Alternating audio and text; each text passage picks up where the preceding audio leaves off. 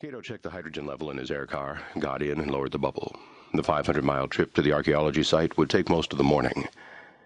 He hovered about 20 feet above the directional ribbon, the assigned altitude for east-traveling traffic, and set his cruise control at a leisurely 200 miles per hour.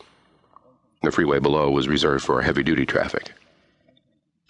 The broad Veracon Valley was several miles from the ocean to the east, with Veracon Mountain rising to the west. The capital of Veracanola, Amonda, with a population of 7 million and a world-renowned seaport, lay some 100 miles southeast. Although this part of the country was heavily populated, the government had reserved the rich soil of its valleys for food production, leaving the higher areas and seaboard for development into modern cities. Kato thought about his friend as he watched the map screen outline the route his vehicle automatically followed. Angie was a serious, no-nonsense scientist, often forgetful, and sometimes funny in his bumbling. Kato remembered their last meeting at the science fair and chuckled. Angie was giving a speech when he had to sneeze. He pulled his handkerchief, blew his nose, and his old-fashioned electric glasses fell loose, hanging from his left ear. The glasses short-circuited. Sparks flew from his ear, sending flashes of light from behind his head. He was so embarrassed he didn't finish his speech. Kato never mentioned it in later conversations, but noticed his friend had discarded electric glasses. As Kato settled his air car at the side, Angie walked forward to greet him. He still seemed upset. "Hurry, Kato. I want you to see this."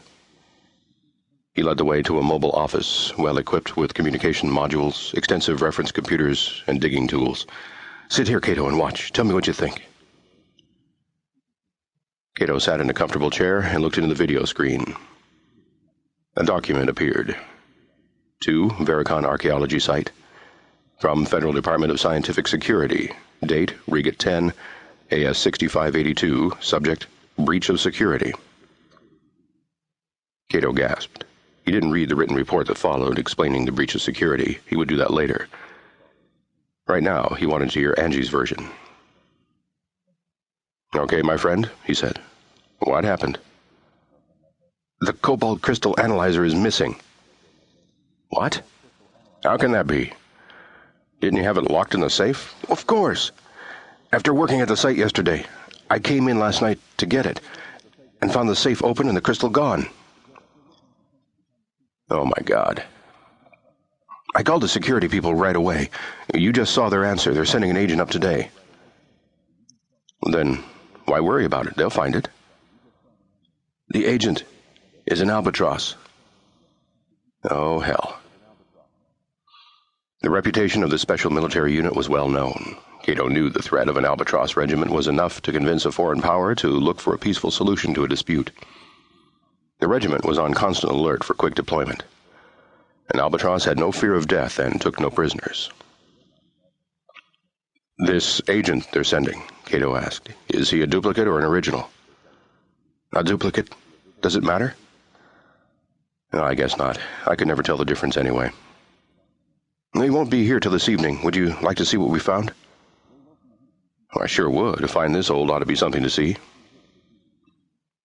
A few minutes later, the two scientists stood on the edge of a massive excavation.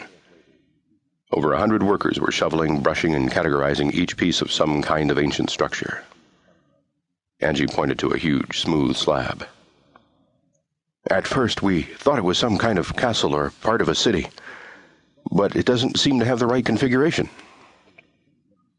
They descended a series of ladders, walking along scaffolds, Angie pointing out different shapes.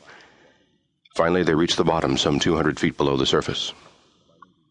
"You've been digging here some time," Kato said, surmising the volume of dirt that had to be removed to expose the structure. "Yes, we have. This thing is hundreds of feet long, and it appears to be laying on its side, as if toppled over. Here's the interesting part. Look at that structure. Damn, a huge head." "Yes. And these pieces scattered about seem to have been attached to the head like some kind of sensory units." Kato looked at the workmen carefully removing dirt from around each broken piece. "What kind of material is this thing made of?" "Seems to be a variety of metals, not native material found elsewhere in the valley. It was undoubtedly brought here, probably fell over in some ancient earthquake or upheaval of some kind. Let's go to the other